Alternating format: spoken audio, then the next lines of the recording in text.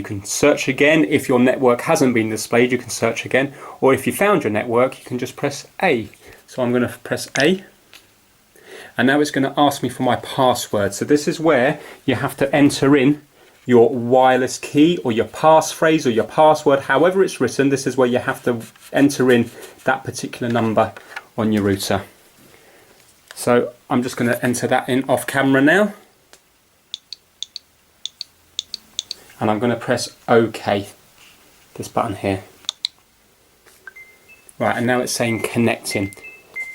Now the Nintendo Switch doesn't have the best Wi-Fi. You might have a strong signal on your phone and stuff, but some people are suffering from quite weak Wi-Fi signals with the Nintendo Switch. So for this bit now, you might find it's easier if you were to move this nearer to where your router is.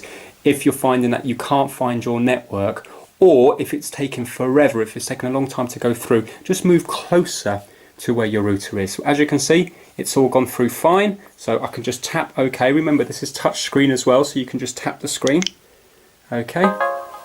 Now it's asking me for my time zone. So again, like I said before, I live in the UK, so I'm going to be putting London in, and I'm going to be pressing A for OK. Or you can just hit it with your finger. It's the same thing. You can enjoy Nintendo Switch on a larger screen by connecting it to a TV. So let's do that now. So let's press connect to TV.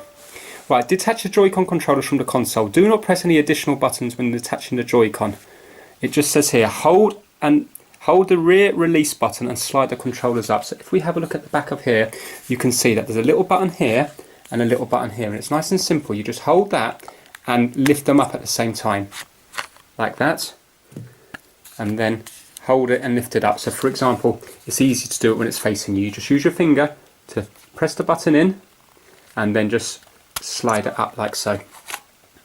Right, so that's now disconnected. Right, it says use the left stick to select next, then press A on the right controller.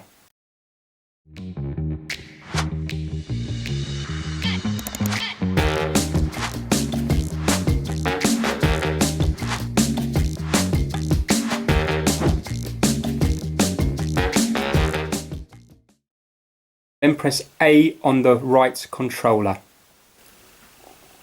Yeah, so what we can do is there's also a little kickstand here. So you can lift up the kickstand. This may be a little bit stiff when you first of all get it. But if you lift up the kickstand like so, it also feels like it could break easy. So just get your nail in there and lift that up. You see how that's working?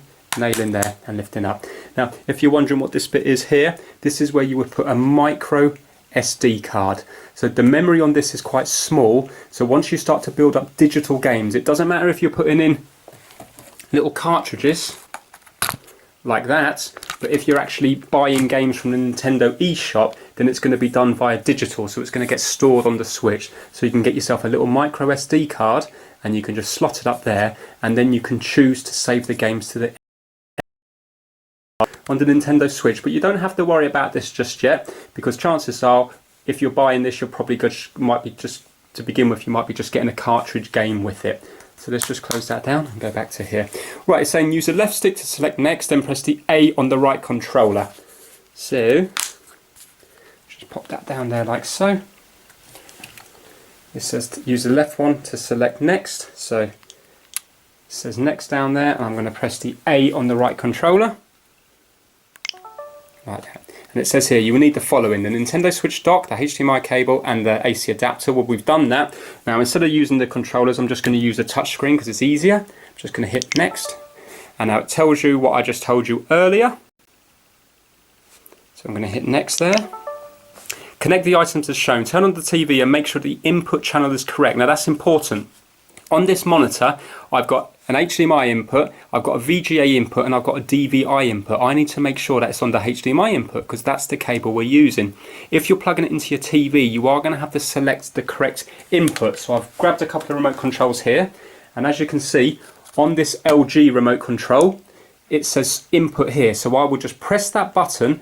until it comes up with the HDMI slot you've put it in. So you might have put it in HDMI 1, in which case then you need to keep hitting input until you get to HDMI 1. Or if you put it into HDMI 2 or HDMI 3, again, you need to select whatever input you've put the cable into. So if you've put the cable physically into HDMI 3, you need to move this to input HDMI 3.